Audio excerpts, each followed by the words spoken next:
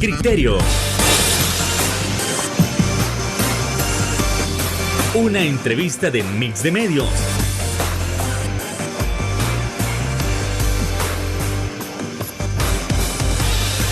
Que aborda frontalmente los problemas de El Salvador con los verdaderos protagonistas y plantea soluciones.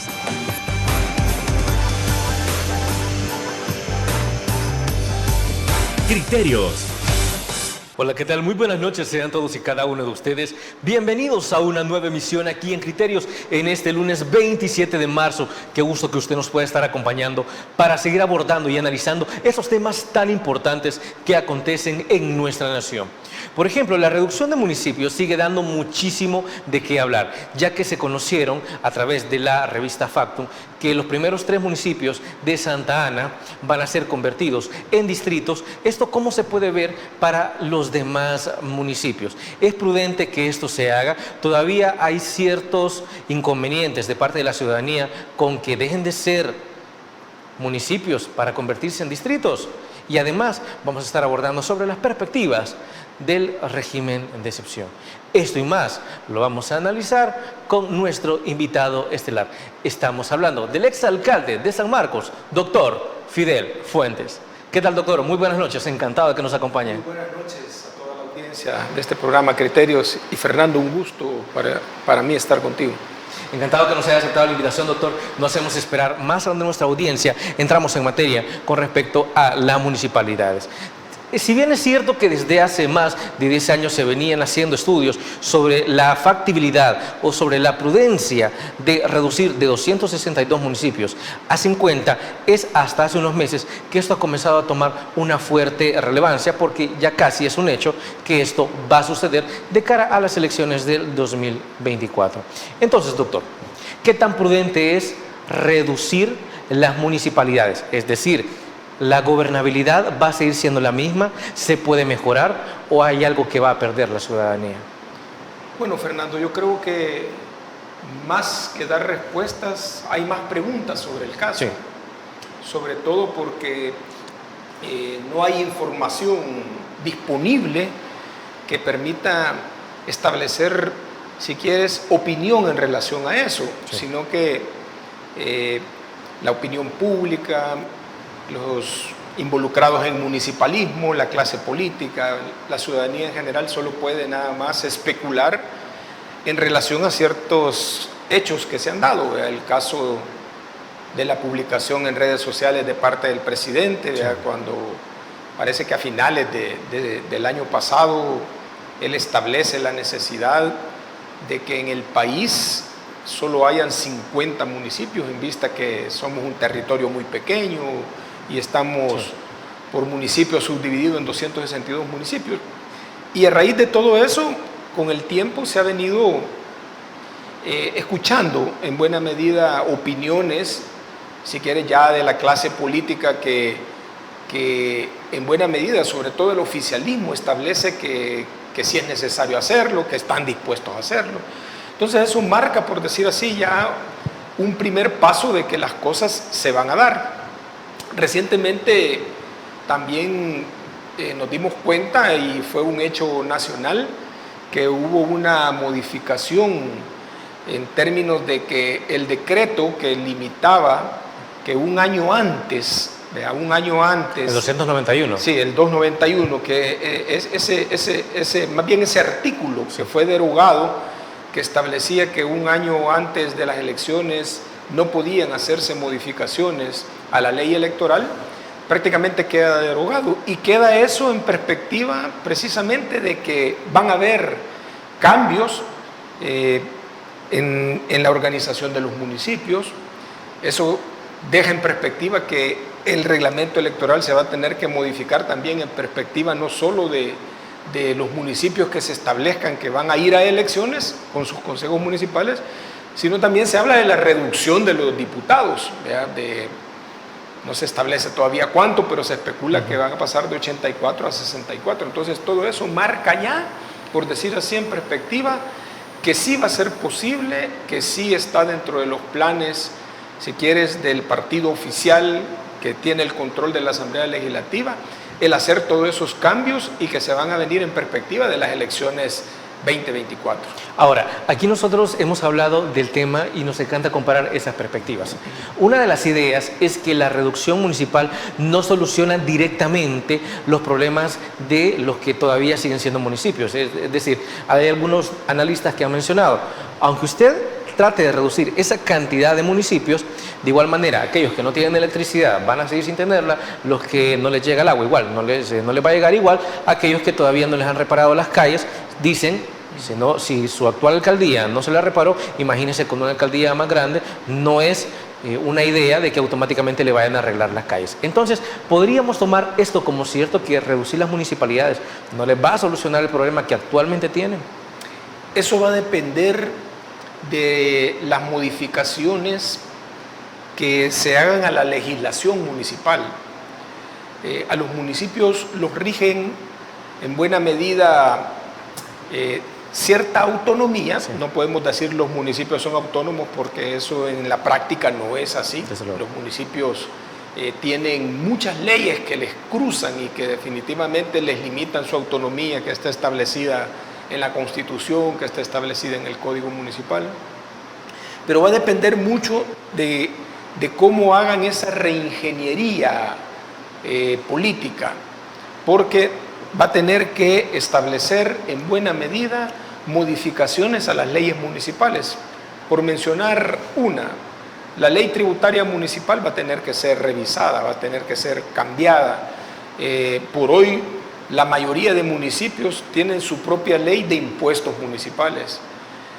Por hoy, todos los municipios establecen cuáles son las tasas por servicio que cobra y los cánones respectivos para el cobro tributario de muchas operaciones que hacen las alcaldías.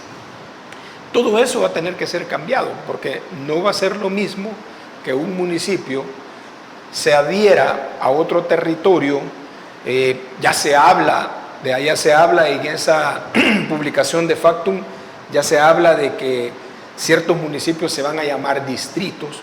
Entonces, definir todos esos roles que van a pasar a jugar los que fueron municipios, que van a ser distritos, o el municipio principal que va a absorber a otros territorios, va a tener que sufrir o en buena medida establecerse legislaciones nuevas. Y de eso va a depender la eficiencia administrativa para las demandas que tienen los territorios, que van a seguir siendo los mismos.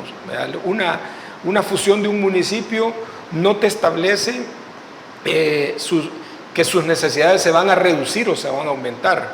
La necesidad donde vive la comunidad de calles, de los servicios que requiere, de todo lo que el municipio le ofrece a la población, van a seguir siendo los mismos.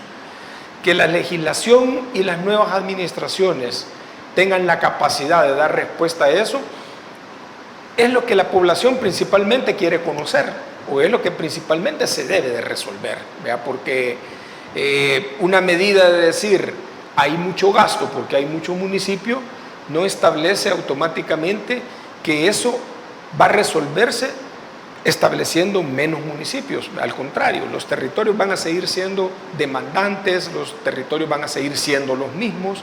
No creo yo que se cambien los límites territoriales entre departamentos, los municipios, entre los municipios y mucho menos los departamentos, sí, sino que van a operar de seguro en la lógica de que municipios limítrofes van a agruparse, a lo mejor con municipios más importantes o municipios más estratégicos, de mayor desarrollo económico, de mayor concentración poblacional, de mayor importancia, por qué no decir, política y económicamente.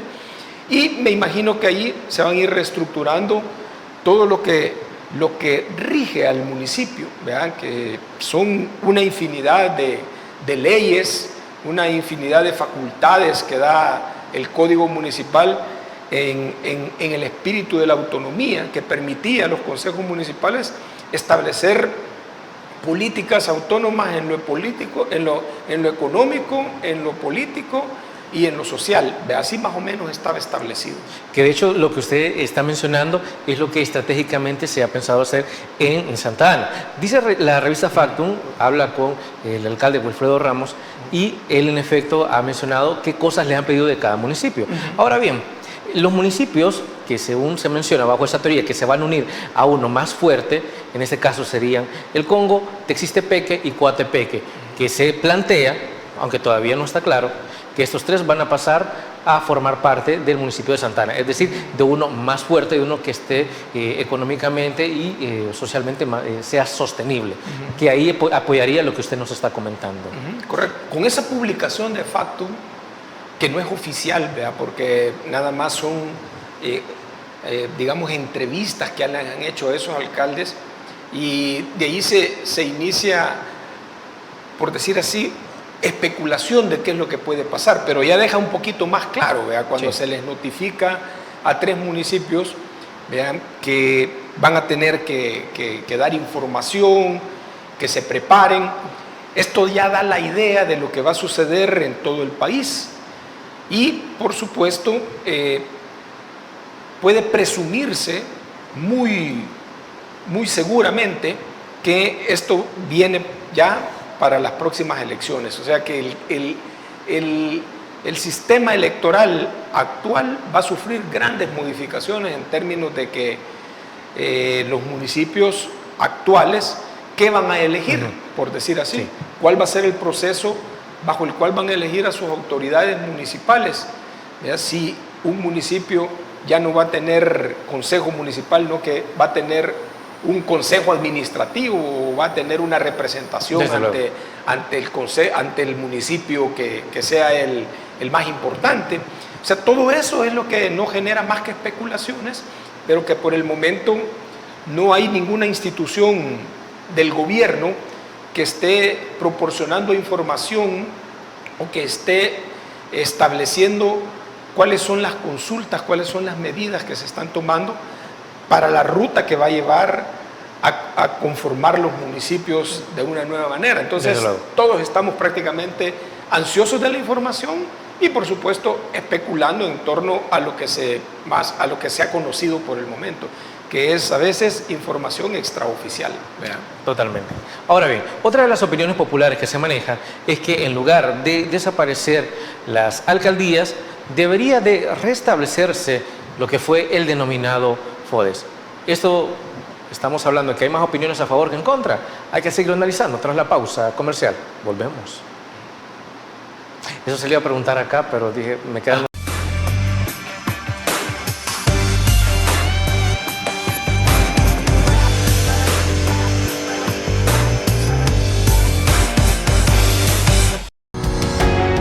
Samvar, una empresa que cree en la sostenibilidad ecológica y en la cultura de productos biodegradables en El Salvador, decididos a proveer las mejores soluciones en limpieza, porque cuidar el medio ambiente es tarea de todos.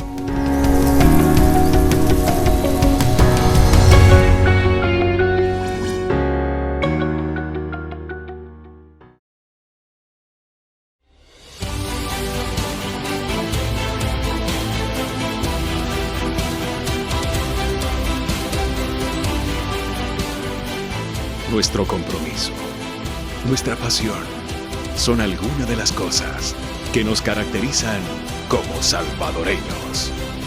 Farmacia La Buena, la farmacia de todos.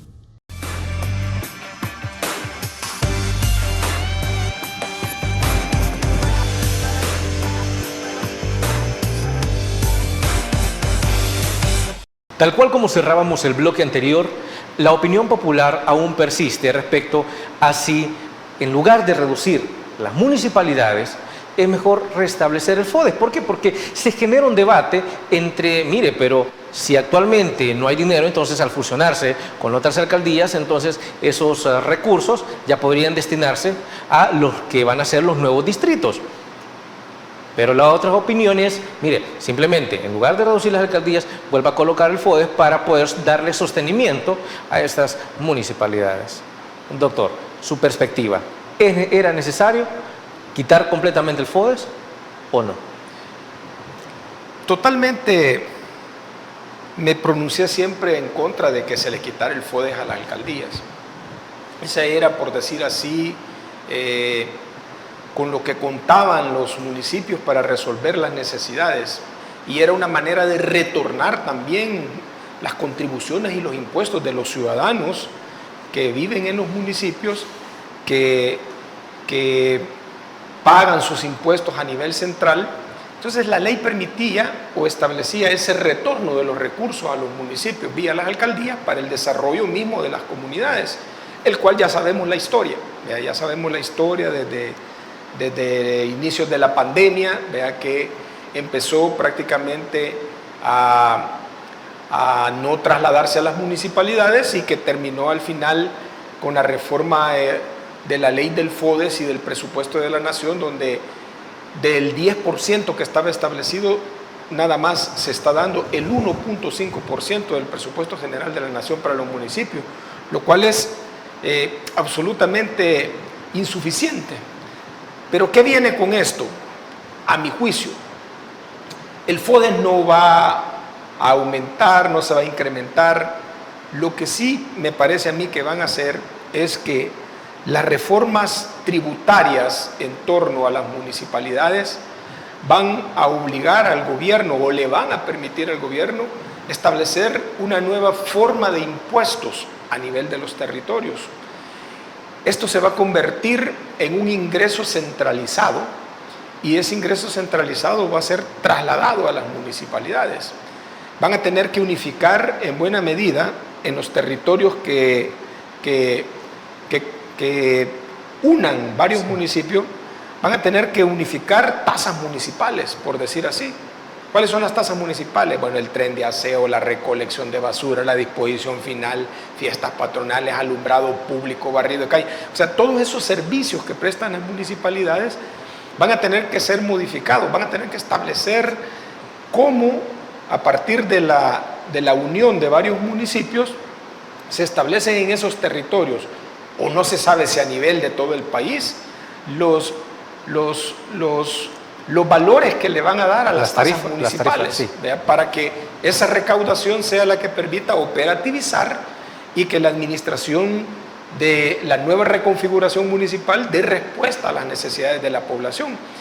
Entonces a mí me parece de que este va a ser como un factor de oportunidad que va a tener el gobierno central a través de la Asamblea Legislativa de generar una recaudación nueva a nivel de los municipios, que va a ser centralizada y que va a ser a partir de ahí que se van a reintegrar los fondos a las cabeceras municipales, sí, por decir así, vamos a usar ese término, cabeceras municipales que no existe, pero para que podamos entender la idea de que hay un municipio que va a tener a otros municipios adheridos, que no sabemos si se les va a llamar distrito, no sabemos todavía nada, pero para que lo podamos entender, llamémosle así si gusta. Y eso automáticamente va a generar una nueva dinámica municipal, que la perspectiva al final es si con eso se van a resolver los problemas de los municipios que se han agravado a partir de la amputación del FODES, ¿verdad? Las necesidades en los municipios se han agravado. Muchos de los alcaldes, sobre todo del oficialismo, callan, no dicen nada, porque en perspectiva ellos siempre dijeron estar de acuerdo con que el FODES se redujera, ¿verdad? Pero no lo habían vivido en carne propia, lo que es no disponer de los recursos y tener una demanda social de necesidades, que era lo que marcaba el tema del municipalismo. Entonces, muy a pesar de ese silencio, lo están sufriendo y las consecuencias las está teniendo el municipio. Los municipios ahorita están en grandes crisis económicas, muchas veces hasta de no poder solventar, sí, cosas tan mínimas como el pago de los servicios para el manejo de la administración municipal. Así que, en perspectiva, la gran pregunta va a ser, ¿se va a resolver ese problema? ¿Se va a mejorar? Lleva en principio una visión de fortalecer el municipalismo o de seguir debilitando el municipalismo. ¿Qué tan delicado puede ser este intercambio o el nuevo establecimiento de tasas municipales? A ver, estamos hablando de que la misma cantidad no se cobra en todos los municipios. ¿Qué va a pasar con aquellos municipios en que, digamos, ahorita usted paga, ¿qué? Un ejemplo, $3 por el alumbrado y de repente ve que su municipio es absorbido por otro y ahora ya no le toca pagar 3, sino que le toca pagar $7, digamos. ¿De qué manera se va a subsanar a esa población que a veces que algunos impuestos son demasiado duros y que vaya a saber que se los vayan a aumentar. Fíjate que ese es el punto... Puede causar un descontento. Sí, ese es el punto principal que está afectando ahorita a las municipalidades. La gran mayoría de municipalidades, sobre todo los municipios más pequeños, tenían que utilizar el FODES, y estaba el FODES legalmente autorizado a los municipios para que lo ocuparan para el pago de disposición final y para todas las tareas de recolección y del aseo de los municipios. Ya eso estaba autorizado, estaba legalizado, había un porcentaje del FODES que se podía utilizar para eso. Cuando se reduce el FODES, los municipios se quedaron sin ese recurso y no tenían tasas que le aplicaran a la población para poder recaudar y poder cubrir con eso. Por eso hoy tenemos un montón de municipios que no tienen la capacidad de pagar la disposición final y no han tenido la capacidad de pagar, por decir así, el alumbrado público, que también en buena medida el FODES decía que se podía pagar deuda institucional. ¿Cuál era la deuda institucional? Todas aquellas adquiridas en las operaciones administrativas que el municipio realizaba en función de la población. Entonces el alumbrado público, cuando la factura ya se hacía de 3 meses, 4 meses, la ley permitía poder ocupar el FODES para pagar el alumbrado público. Entonces eso tenía las municipalidades en la siguiente situación. Muchos acudían al FODES para pagar servicios como deuda institucional. Otros... Entiendo que eso era legal. Sí, esa era la realidad de los municipios. Sí. Esa era la realidad de los municipios. Cuando se quita el FODES o más bien se reduce el FODES, entonces esa disponibilidad financiera a la que tenían que acudir los municipios pequeños principalmente, o aquellos grandes que tenían que subsidiar parte de la facturación del alumbrado público, de la disposición final, prácticamente quedan sin poderlo obtener. A eso se suma de que la reducción del FODES hizo a muchos municipios no ser sujetos de crédito ante la banca. Entonces la crisis del municipalismo tiene a la base la amputación del FODES, la reducción del FODES.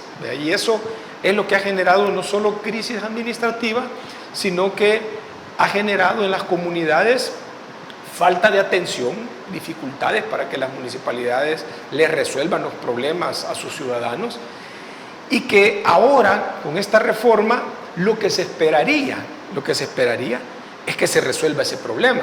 ¿Y cómo se va a resolver? Se va a resolver aplicándole a los ciudadanos los cobros respectivos de los servicios y de los costos de los servicios municipales, que ya no subsidia el FODES, ya que ya las municipalidades, por decir así, lo tenían tasado de una manera, eran tasas que ya estaban desfasadas, que prácticamente no cubrían los costos de operación, y que en esta reingeniería van a tener la oportunidad de poderlo aplicar. Entonces los ciudadanos en buena medida van a ser sujetos de incrementos en sus cobros. Eso es una situación... Va a ser inevitable. Va a ser inevitable, sí, claro. Porque el gobierno no creo que el gobierno, fíjate bien, tenga como idea agarrar municipios quebrados para administrarlos. No creo. Nadie hace eso. Entonces, para poder sacar de la quiebra técnica en la que están los municipios, es que se está haciendo una reingeniería, pero esa reingeniería obliga a revisar el tema tasas municipales, a revisar los impuestos municipales, a revisar la legislación de cómo se van a administrar estos territorios, de cómo va a ser la administración. Y cómo lo va a tomar la gente también, como lo que usted está mencionando. Si la tasa va a ser más alta y esas familias van a estar dispuestas a aceptarlo, claro, no es que como que tengan otra medida, no es como que tengan opción, sí, pero se van a quedar en silencio o se van a pronunciar ante esa alza que evidentemente van a tener diferentes municipalidades. Mira, lo que sucede es que cuando tengan que implementar obligadamente la readecuación de tasas, definir qué va a sustituir los impuestos municipales, o si van a seguir operando los impuestos municipales así como están, ¿verdad? Que no tiene lógica, porque si va a haber una readecuación de los territorios, va a haber una readecuación de la forma administrativa de llevar los municipios, tiene que cambiar las leyes. Entonces, lo que va a pasar es que esa readecuación en la recaudación de tasas, de impuestos o como se llame, va a tener que venir ajustada a la nueva realidad, que son los costos de operación que hoy tienen esos servicios que se dan. Eso va a obligar a tenerlos que poner a un nivel más alto de los que está ahorita en términos económicos. Y actualmente se está viviendo una crisis, sobre todo de la canasta básica, porque todos sabemos que la situación de crisis mundial que nos está afectando, más la propia que tenemos, ha llevado al alza de precios de los productos de primera necesidad y de todo lo que los salvadoreños comúnmente consumimos. Entonces va a venir a golpear en buena medida, ¿vea?, esa misma situación económica que estamos ya padeciendo los salvadoreños. Entonces, ¿en qué se va a convertir eso? ¿En qué se va a convertir eso en esa relación de un nuevo municipio con sus ciudadanos? ¿En qué se va a convertir? ¿En un agrado? ¿Vea? No, es lo que no se puede definir ahorita, ¿vea? Porque si la gente va a recibir nuevos servicios de calidad, la población tiene que saber que va a tener que pagar por esos servicios más de lo que está pagando ahorita. Y los territorios, para que funcionen agrupados o desagrupados o como sea, una de las cosas que necesita es recursos financieros para poder resolver esas demandas. Y esa es una realidad que esta reforma va a tener que tocar, que esta reforma va a tener que resolver para efectos de lo que se está vendiendo en perspectiva, y es de que los municipios van a ser más funcionales si dejan de ser muchos más dentro del territorio nacional. Desde luego, doctor. Continuemos con el análisis, pero tras la pausa comercial. Volvemos.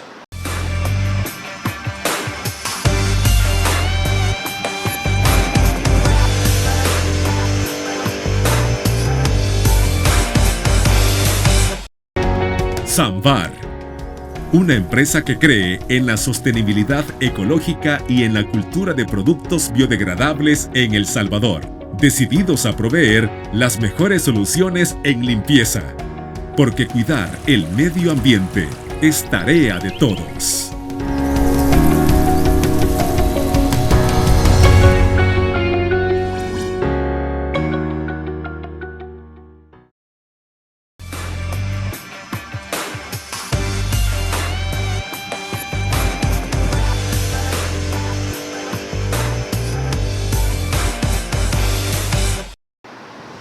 Gracias por continuar con nosotros. Y ahora, en este bloque, vamos a intentar analizar lo que son o lo que se está hablando muchísimo sobre las campañas adelantadas.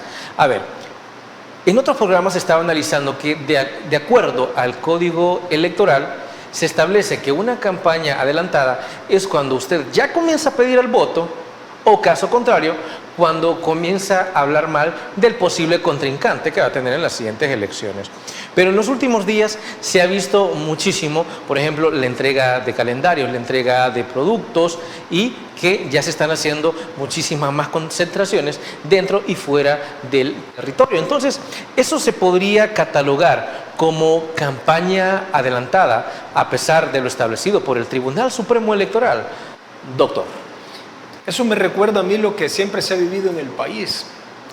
En el país, cuando empiezan a definirse candidaturas, ya sea porque van a haber primarias o ya se hicieron las primarias, y todavía no está la ley autorizando la campaña, los políticos por lo general siempre empiezan a vender su rostro, siempre empiezan a vender las dádivas, siempre empiezan a dar esas dádivas, y toda esa cuestión.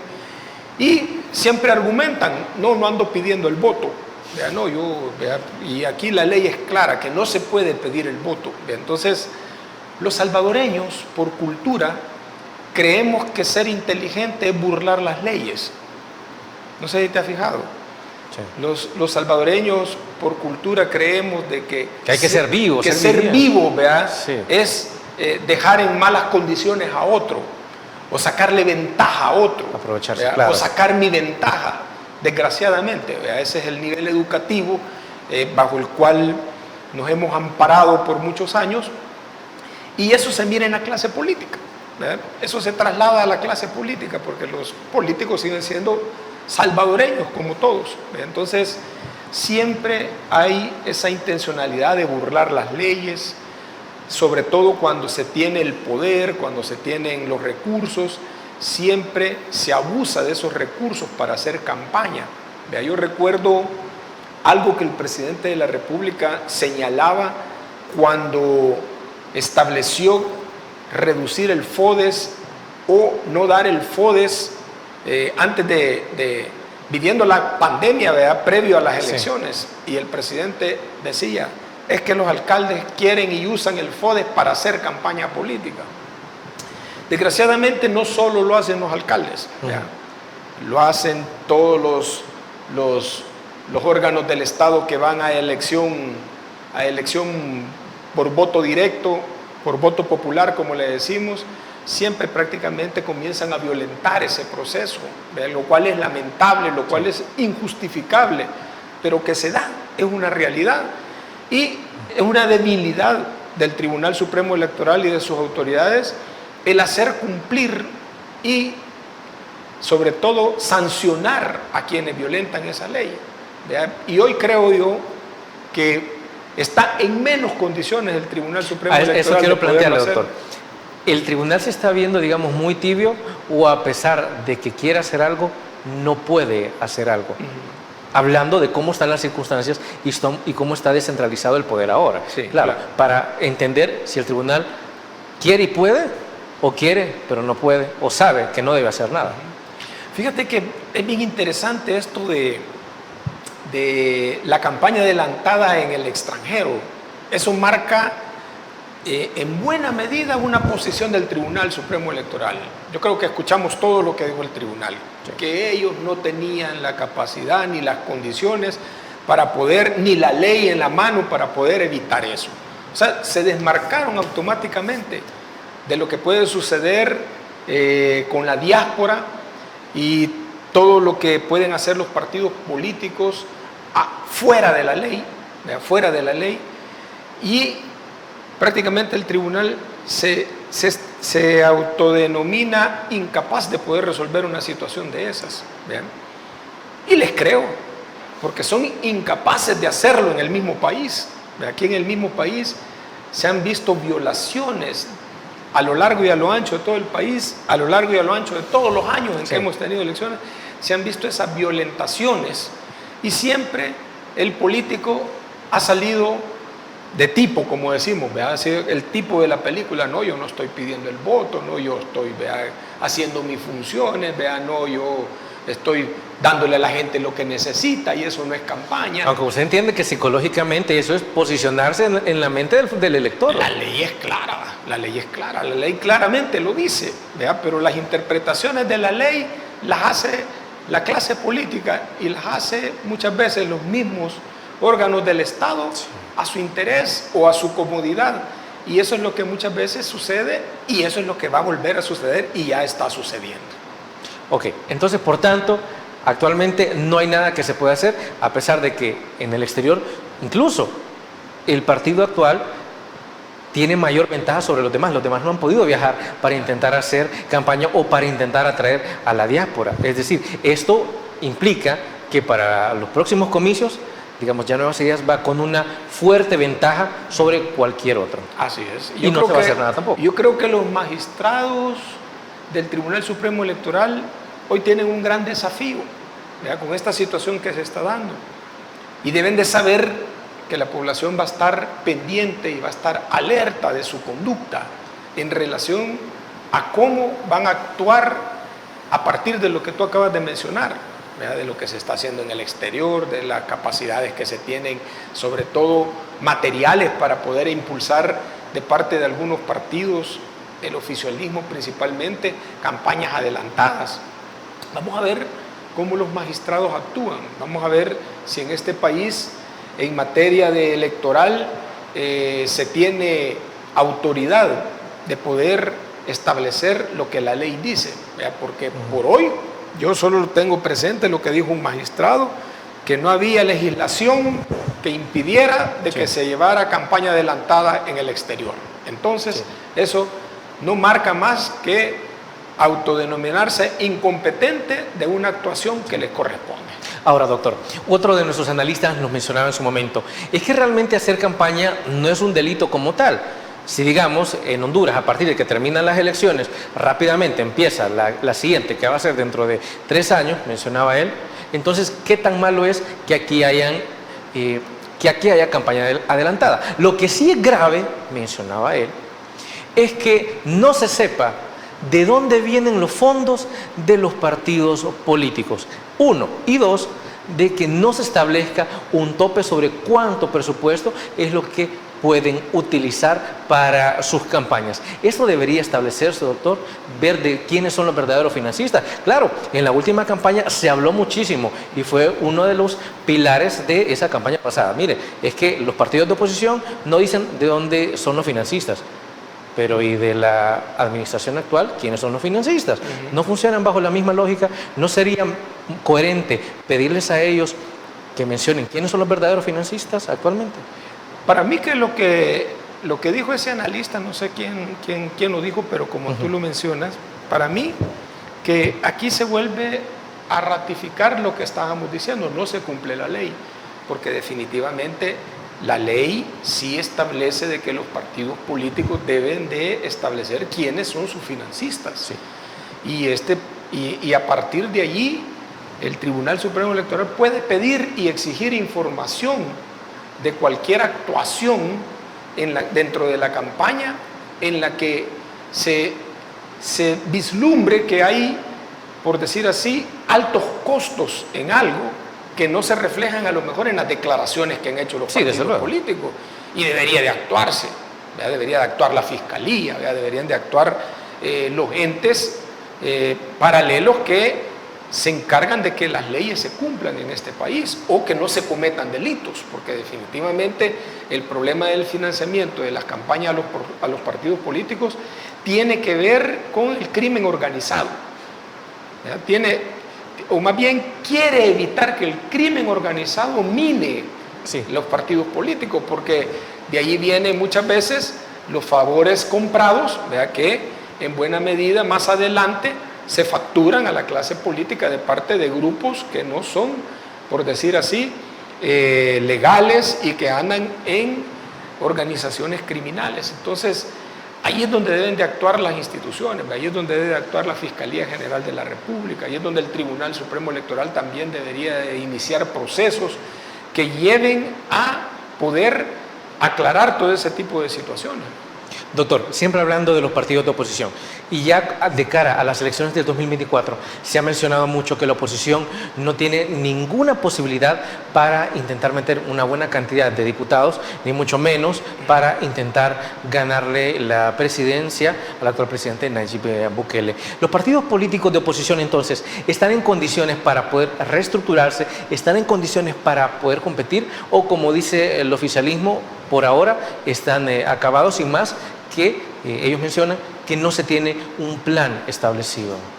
¿Cómo se ven para el otro año? Hay dos cosas, ¿verdad? Lo primero es que los partidos de oposición, no porque tú lo digas, no porque lo digo yo, sino porque los estudios de opinión pública, las encuestas en este país, que son serias, sobre todo la de las universidades, le están dando un margen de aceptación o de opinión a favor muy bajo, muy reducido. Sí. Eso pone en perspectiva de que los partidos de oposición, aliados, y de oposición digo yo, contrarios, tengan para las próximas elecciones a lo mejor no buenos pronósticos en términos de sus resultados.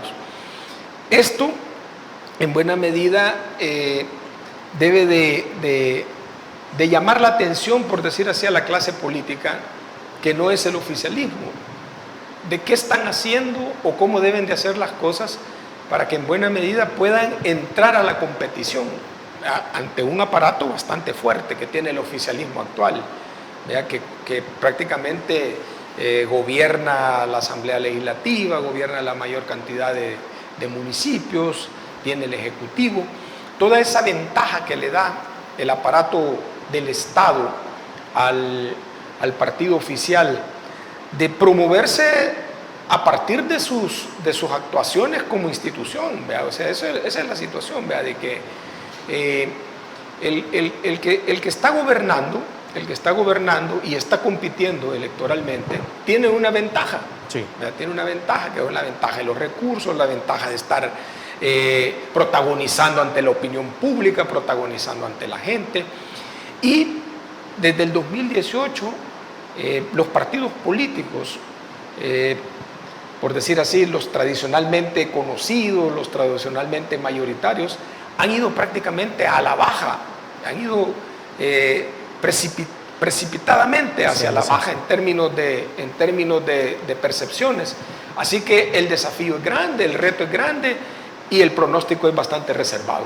Continuemos con ese análisis sobre si los partidos políticos de oposición tienen posibilidades para el próximo año. Primero nos vamos a una pausa comercial. Volvemos.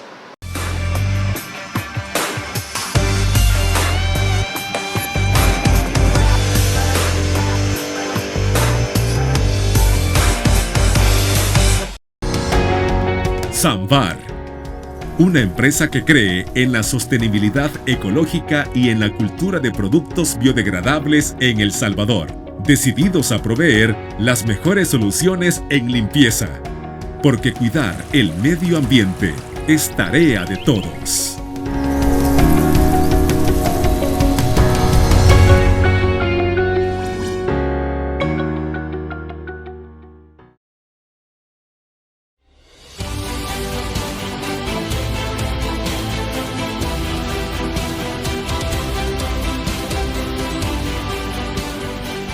Nuestro compromiso, nuestra pasión, son algunas de las cosas que nos caracterizan como salvadoreños. Farmacia La Buena, la farmacia de todos.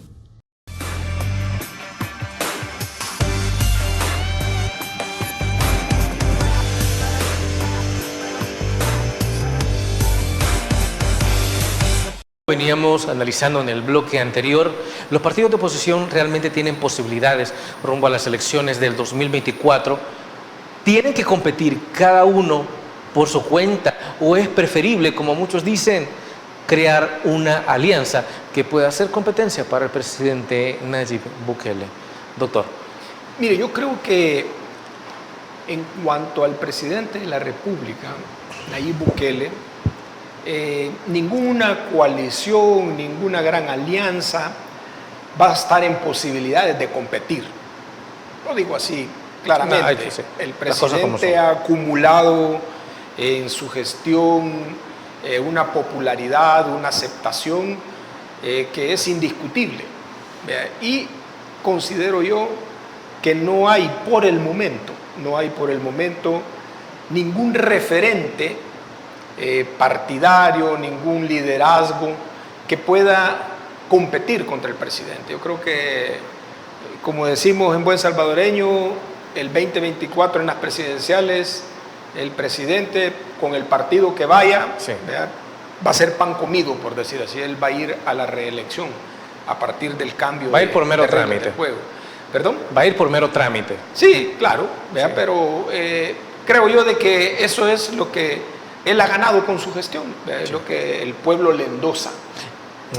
Los partidos de oposición a lo mejor tengan perspectivas a nivel de los municipios, donde Nuevas Ideas, el oficialismo ha hecho un mal papel, donde ha hecho un mal papel, hay que decirlo, no lo estoy diciendo como político ni como opositor, no, que lo digo porque ¿puedo mencionar el caso clásico de Soyapango, por ejemplo?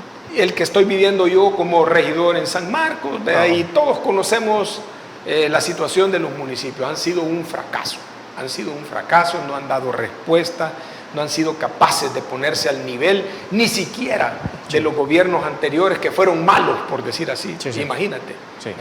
Con eso lo digo todo. Entonces, allí los partidos políticos podrán tener perspectiva. De ahí viene en buena medida parte de la estrategia de reorganizar los municipios para cambiar las reglas del juego, para volver a vender de que hoy los municipios van a ser diferentes y que se van a gobernar diferentes, y a pedir el voto para los 50, 40, 45 municipios que al final se definen que hay. Y la otra puede ser en perspectiva la Asamblea Legislativa. ¿verdad? De que, donde, si bien es cierto, hoy la Asamblea Legislativa tiene una mejor calificación, porque la Asamblea Legislativa en el periodo anterior llegó como a nota de 3, sí, y hoy anda arribita del 7, tengo entendido, sí, yo por algunas casas encuestadoras. Entonces, hay más interés de que en la Asamblea Legislativa se están haciendo las cosas mejor, ¿verdad? Y esa es una oportunidad que también tiene la oposición, fíjate bien, contraria, y la oposición que también es aliada, ¿verdad?, del oficialismo, para que puedan hacer una venta electoral, una oferta electoral que atraiga a la gente y que en buena medida eso les permita unas representaciones más importantes, lo cual también se va a cambiar. Desde luego. En perspectiva está que ya no, los residuos ya no van a ser quienes van a definir diputados. No sé cuál va a ser la metodología, sí, o el mecanismo, pero eso también le va a dar perspectivas al partido oficialista de tener más diputados y a la oposición en buena medida de tener más dificultades para poder accesar a diputados, sobre todo aquellos que se conseguían por residuos. Hasta hace unos meses se estaba manejando la idea de que para los partidos de oposición o los partidos contrarios que usted menciona, para ellos era mejor no competir para los comicios del 2024, pero también estaba la otra idea que mire, pero es que si ustedes no compiten, entonces después nos estén quejando porque fue decisión de ustedes, no le van a estar criticando después digamos a la bancada CIAN, no van a estar criticando al presidente porque fueron ustedes los que no quisieron competir. Esta idea como tal era viable, era lo mejor que podía hacer la oposición, no competir, o digamos por dignidad es que tienen que ir hasta la última instancia. Sí, la verdad que esas van a ser decisiones muy propias de las direcciones de cada partido. Sí. La razón de ser de un partido político es participar. Ya, yo no voy a ver un torneo de fútbol ahí en mi municipio y voy a armar un equipo, le voy a comprar uniformes y no me voy a ir a inscribir. Entonces no tiene sentido. Entonces los partidos políticos, sí, si existen, solo el proceso para inscribir un partido político hoy por hoy es difícil. Es complicado, y los partidos políticos pasan como actores durante todos los periodos de gobierno que tiene uno u otro partido. Los partidos de oposición pasan en activismo político, criticando, sí, proponiendo. Entonces no tiene lógica de que vengan elecciones y digan no, yo no voy a ir, ¿verdad? Es como que cuando en buena medida están obligados moralmente a competir, ¿verdad? Porque moralmente han estado en la palestra criticando, ofertando y poniéndose como opción. Entonces tienen que demostrar cuánto han acumulado de ese trabajo político que han hecho, ¿verdad? Entonces, sí, claro, ahí hay unos, ¿verdad?, que establecen de que para no legitimar algunas cosas, ¿verdad?, que en las que están en contra, ¿verdad?, que tiran la línea de no participar, ¿verdad? Pero como te digo, eso va a ser lo que cada partido político va a tener que decidir en su momento. Okay. Entonces, ¿qué tal si pusieran una ley que partido político que no participe queda desinscrito automáticamente? Porque van a haber modificaciones a las leyes. Y que esa es una posibilidad con la modificación del 291. Entonces, obligados a participar. Desde luego. Bueno, entonces mejor continuemos con el análisis tras nuestra última pausa comercial. Volvemos.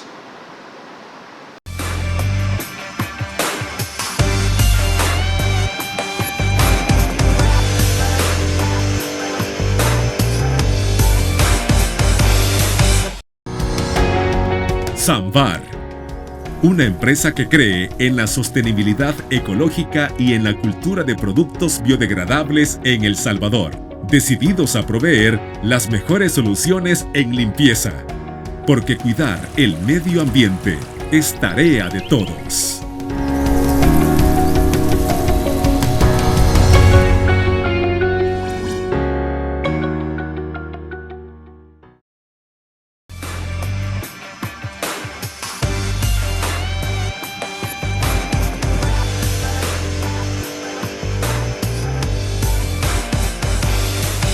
En otro punto, siempre con esa línea electoral, es prudente, como muchos dicen, utilizar el actual régimen de excepción, del cual sus resultados son completamente innegables, pero utilizarlo como una bandera electoral para la actual administración ¿Es prudente? ¿Es ético? ¿Es estratégico?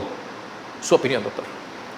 El gran problema es que nosotros los salvadoreños hemos vivido azotados por el fenómeno pandilleril ya por 2 décadas, podemos decir, si no más. Y esa situación justifica, en buena medida, justifica al oficialismo a mantener el régimen de excepción que le puede servir a lo mejor no solo para los objetivos que se ha planteado. Y ahí viene la gran pregunta, ¿verdad? Si eso puede ser una palanca de ayuda en el tema de las elecciones. Sí, claro. Éticamente no debería de ser así, claro, porque son cosas y naturalezas diferentes, pero que en este país de todo se ve y en este país de todo se hace. Así que sería un mal mensaje y sería un mal signo que se utilice electoralmente. Esperemos que no, esperemos que no. Pero en buena medida, si tú le preguntaras a la población, yo miro los sondeos que se hacen en redes, ¿está de acuerdo con ampliar el régimen de excepción? 90-92% de la población dice sí. 90-92% de la gente en redes sociales. Podrá tener un gran sesgo, a lo mejor ese sondeo, pero la gente más allá del régimen de excepción, de verlo como una herramienta utilizada dentro del marco de las elecciones, la gente lo está viendo más en función de la protección que le ha generado de 20, 25 años de un sufrimiento que ha sido duro para la población, ¿verdad? Que ha sido el tema de los grupos terroristas amenazando, asesinando, quitándole el dinero a la gente y poniendo sus leyes en los territorios. Entonces, en perspectiva, más ante la opinión pública, muchas de esas cosas pasan por alto, son, por decir así, insignificativas, aunque en buena medida pueden minar la democracia electoral. Desde luego. Doctor, hemos llegado al final del programa, pero no queremos irnos sin antes agradecerle por habernos compartido sus criterios sobre la perspectiva municipal y la perspectiva electoral rumbo a los comicios del 2024 y esperamos tenerlo próximamente. Muchas gracias, Fernando, y gracias también a toda la audiencia de Criterios. Pasen una feliz noche, estamos a la orden. Buenas noches para usted también, doctor. Amigos, amigas televidentes, gracias por habernos sintonizado una vez más. Recuerde, el criterio más importante siempre lo va a tener usted. Que descanse. Feliz inicio de semana. Criterio. Una entrevista de Mix de Medios.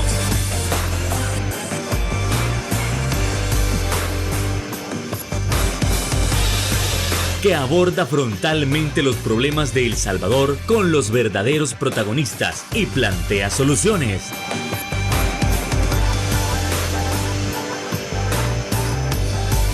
Criterios.